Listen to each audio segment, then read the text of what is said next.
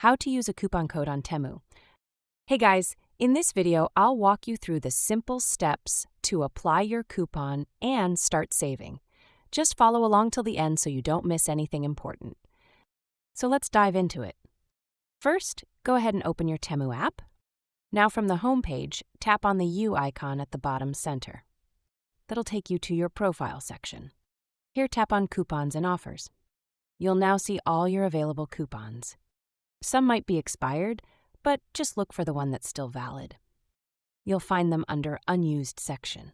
Since I am out of coupons at this moment, therefore I am not able to use them.